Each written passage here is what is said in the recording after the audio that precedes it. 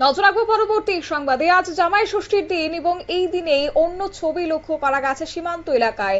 এক মহিলার মৃতদেহ উদ্ধার হয়েছে এই জামাই ষষ্ঠীর দিনে, যাকে ঘিরে রীতিমতো একটা চাঞ্চল্য ছড়িয়েছে। এক মহিলার ক্ষত বিক্ষত মৃতদেহ উদ্ধার হয়েছে সীমান্ত এলাকার চাষের জমি থেকে।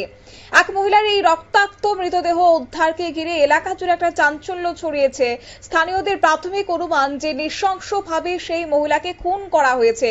রবিবার সকালে এই ঘটনাকে ঘিরে ব্যাপকভাবে চাঞ্চল্য প্রসঙ্গ হচ্ছে নদিয়ার কৃষ্ণগঞ্জের মাসদিয়া বানপুরের গেদে রাজ্য সড়ক সংলগ্ন এলাকার টুঙ্গি রেল গেট সংলগ্ন এলাকার এই ঘটনা। রবিবার সকাল বেলাতে 7টা নাগাদ এই ঘটনা টের পেয়ে রীতিমতো একটা চাঞ্চল্য ছড়িয়েছে, আতঙ্ক ছড়িয়েছে প্রত্যেকের মধ্যে।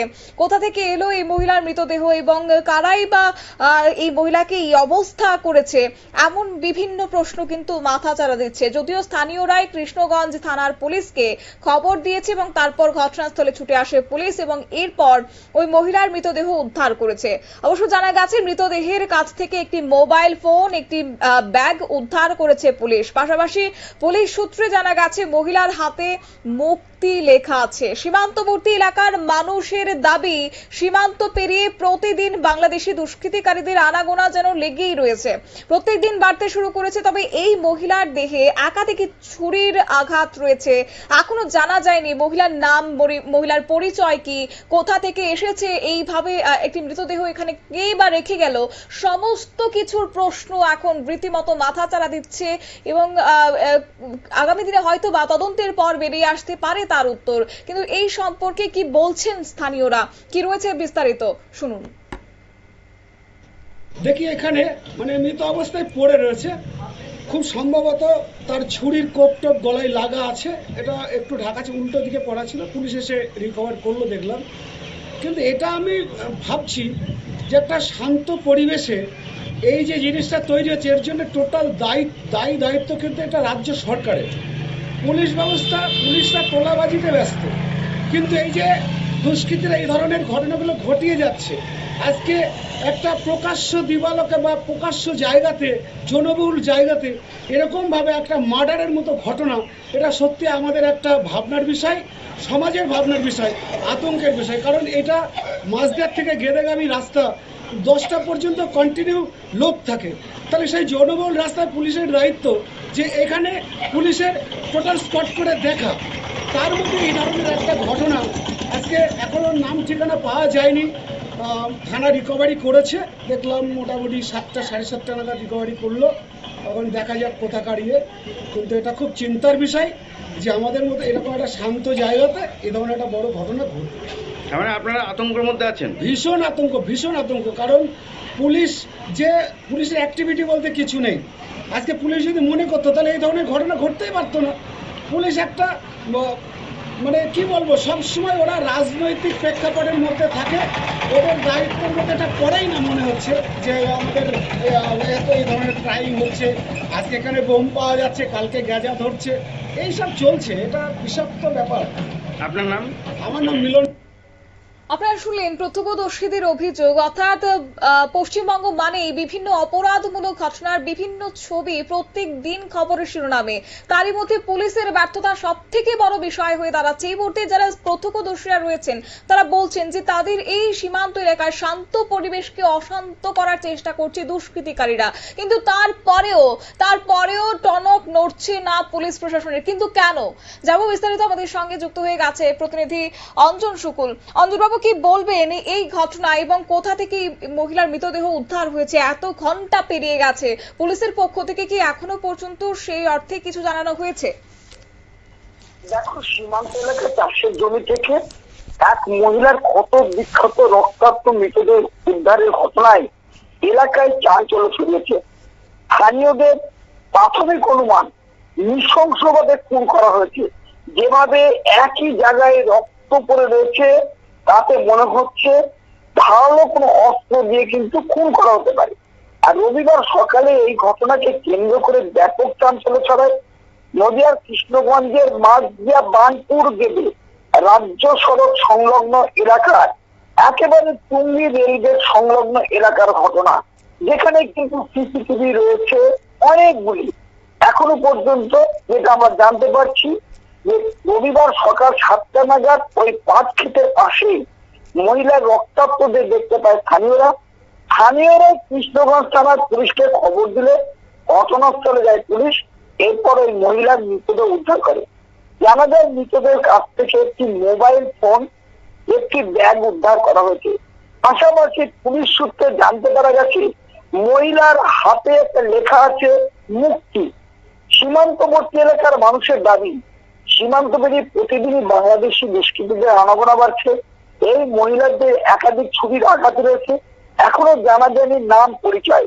এই নৃশংস খুনের পেছনে হাত রয়েছে দুষ্কৃতীদের। পুলিশ সঠিক তদন্ত করছে, সবটাই উদ্ঘাটন হবে। পাশাপাশি তোমাকে বলে রাখি যে আমরা যেটা জানতে পেরেছি, পুলিশ ওই মোবাইলের সূত্র ধরে জানার চেষ্টা করছে যে গতকাল এবং তার আগে কাকে কাকে ফোন করেছিল, কোথায় তাদের যোগাযোগ হয়েছিল, সেইগুলো জানার চেষ্টা করছি।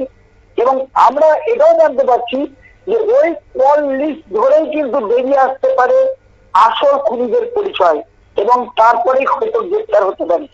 পুলিশ আজকে শক্তিনগর জেলা হাসপাতালে পাঠিয়েছে ময়না তদন্তের জন্য। ময়না তদন্তের ফলে জানা যাবে যে কিভাবে খুন করা হয়েছে এই গৃহবধূকে। পাশাপাশি তোমাকে বলে রাখি আরেকটা জিনিস, গতকাল ক্যানিং এর ঘটনা, এই গৃহবধূ আজকে আবার কৃষ্ণগঞ্জে।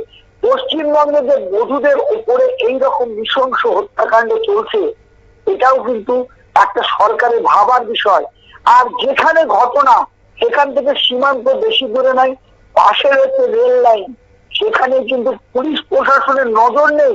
কাল রাত্রি থেকে যদি ঘটনা ঘটেও থাকে, তর্কের খাতিরে বলা যায় যে রাত্রে ঘটনা ঘটেছে, তাহলে এখনো পর্যন্ত পুলিশ কাউকে গ্রেপ্তার করতে পারলো না। পুলিশ জানতে পারলো না কেন? তাহলে কি পুলিশের যে ভিজিলেন্স কমিটি রয়েছে তারা কি ব্যর্থ? এটা আর লোকেরা কিন্তু সেখান থেকে খবর দিচ্ছে, কিন্তু পুলিশের কাছে খবর নেই। অথচ আমরা গিয়ে দেখছি রাস্তার উপর থেকে কিন্তু নজর পড়তে অর্থাৎ এক্ষেত্রে এই যে মানে এত ঘন্টা পেরিয়ে গেছে, এখনো পর্যন্ত পুলিশের ব্যর্থতাই রীতিমতো চরমে উঠেছে। সেই জায়গা থেকে আমরা প্রায় প্রত্যেক দিন দেখতে পাই যে সীমান্ত এলাকায় কখনো কার্তুজ উদ্ধার হচ্ছে, কখনো বিভিন্ন অস্ত্রশস্ত্র উদ্ধার হচ্ছে। এই যে একের পর এক ঘটনাগুলি ঘটে গেছে, তারপরেও কেন পুলিশের নজর সেখানে হচ্ছে না, কিংবা টহলদারি কেন বাড়াচ্ছে না পুলিশ? সেই জায়গায় শুধুমাত্রই কি মানে পোশাকটা পরে কি শুধুমাত্র ঠুটু জগন্নাথের ভূমিকা অবতরণ করছে? কাজের কাজ কি আদৌ কিছু করছে না বাংলার পুলিশ প্রশাসন? না, দেখো, যদি পুলিশ সেটাই করতো, আমরা আগেও আমাদের নিউজ ব্যাঙ্গারের পর্দায় কিন্তু আমরা ধারাবাহিকভাবে খবর প্রচার করেছিলাম যে ওই স্থান থেকে মাত্র 200 মিটার দূরে বাংকার উদ্ধার হয়েছিল। সেই বাংকারের পরে গত 3 দিন আগে গাঁজা উদ্ধার হয়েছে 420 কেজি একই জায়গা থেকে, আর তার থেকে 200 মিটারের মধ্যে আজকে আবার খুন। এই যে এতটা জায়গায় ঘটনা ঘটছে, কিন্তু পুলিশ প্রশাসন একবারও কিন্তু তা টের পাচ্ছে না। পুলিশের ব্যর্থতা তো বটেই, না পুলিশ কাউকে আড়াল করছে সেটাও কিন্তু দেখতে হবে।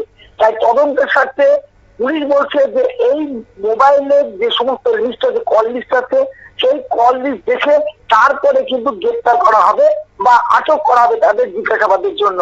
এখনো পর্যন্ত দুর্ভাগ্যের বিষয়, 7-8 ঘন্টা পেরিয়ে গেলেও পুলিশ কাউকে কিন্তু গ্রেপ্তার করতে বা আটক করতে পারেনি। এইখানেই পুলিশ প্রশাসনের উপর কিন্তু সাধারণ মানুষেরা ক্ষোভ দেখাচ্ছেন। কারণ পুলিশ অন্য জায়গায় যদি কোনো রাজনৈতিক ব্যক্তিত্ব বিরোধীরা কোনো কথা বলেন, তার সঙ্গে সঙ্গে গ্রেপ্তার করতে পারে। শিক্ষকরা যদি আন্দোলন করতে যায়, আন্দোলন করার আগেই গ্রেপ্তার করতে পারে। অথচ এত বড় একটা ঘটনা ঘটে গেল, এখনো পর্যন্ত পুলিশ গ্রেপ্তার করতে পারলো না। এটাই হচ্ছে পুলিশের, পশ্চিমবঙ্গের পুলিশ। তবে সেক্ষেত্রে আমরা জানি যে পুলিশ যদি কোনো রকমের সাফল্য অর্জন করে, তাহলে সেটাকে তারা তালিকা প্রকাশ করে কোন কোন ক্ষেত্রে তারা তদন্তে সাফল্য পেয়েছে। যেহেতু বর্তমান সময়ে দাঁড়িয়ে এত অপরাধমূলক ঘটনা ঘটে চলেছে পশ্চিমবঙ্গের আনাচে কানাচে, এখনো পর্যন্ত পুলিশের পক্ষ থেকে সেই তালিকা তুলে ধরা হচ্ছে না, তাহলে সরকার কি করছে? সরকার কি আদৌ চাপ সৃষ্টি করছে না প্রশাসনকে, নাকি সেখানেও দুঃখিত পুলিশ প্রশাসনকে, নাকি সেখানেও সরকারের কোনো রকমের কারসাজি রয়েছে, যার কারণে আজকে পুলিশ প্রশাসনও রীতিমতো চুপ রয়েছে, একই সঙ্গে চুপ রয়েছে সরকারও?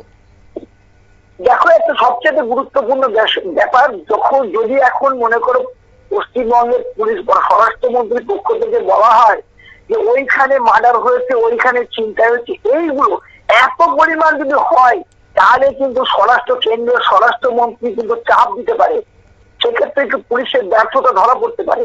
এই জন্যই কিন্তু এই সমস্ত ঘটনাগুলো কিন্তু প্রকাশ পায় না, আর প্রকাশ না পাওয়ার জন্যই কিন্তু রাজ্য সরকারের থেকে বলা হয় যে পশ্চিমবঙ্গের আইন শৃঙ্খলা ভালো, এই কোনো খুন খামারি নেই, এগুলো কিন্তু কোনো ধর্তব্যের মধ্যেই থাকে না। যেহেতু এত বড় একটা ঘটনা ঘটেছে দেখো, তবুও কৃষ্ণনগরে এসপি অন্য সময় কি 5টা বোতল ফেন্সিডিল ধরা পড়লে, একজন বাংলাদেশি নাগরিক ধরা পড়লে সঙ্গে সঙ্গে প্রেস কনফারেন্স করে জানানো হয়। এত বড় ঘটনা ঘটার পরেও কিন্তু পুলিশ প্রশাসন কোন রকম সাংবাদিক বৈঠক করে জানায়নি। তাহলে কি ধামাচাপা দেওয়ার চেষ্টা সাধারণ মানুষের প্রশ্ন করছে, বিরোধীরাও প্রশ্ন করছে। একেবারেই ধন্যবাদ আপনাকে। আপনারা শুনলেন, অর্থাৎ এক্ষেত্রে রীতিমতো সরকারের একটা ভূমিকা নিয়েও কিন্তু ক্ষোভ উগরে দিচ্ছে আজকে সাধারণ মানুষও। তারই মধ্যে যে ছবি ধরা পড়েছে জামাই ষষ্ঠীর সাত সকালে, রীতিমতো একটা চাঞ্চল্যকর বিষয়, এবং সেখানে পুলিশ সেক্ষেত্রে আদৌ তদন্ত করে কিনা সবটাই অবশ্য দেখার বিষয়। হয়তোবা সেখানে সরকার যদি চাপ সৃষ্টি করত তাহলে সেক্ষেত্রে পুলিশ প্রশাসন গুরুত্ব আরোপ করে সেটাকে তদন্তের মারফতে তারপরই সাফল্যতা অর্জন করতে পারত, কিংবা এই দুষ্কৃতিকারীরা অন্তত হাতছাড়া হতো না এই অপরাধমূলক কর্মকাণ্ডের পর। কিন্তু না, সেক্ষেত্রে দিনের পর দিন এই ঘটনা বেড়েই চলেছে। তবে কি সত্যি অর্থেই বলা যায় বাংলার কিংবা পশ্চিমবঙ্গের আইন শৃঙ্খলা কেবলমাত্র নামমাত্রই, আদতে কাজের কাজ হচ্ছে কি, প্রশ্ন তুলছে এবার আমজনতারা। নিয়ে নিচ্ছি ছোট্ট একটি বিজ্ঞাপন বিরতি, সঙ্গে থাকুন।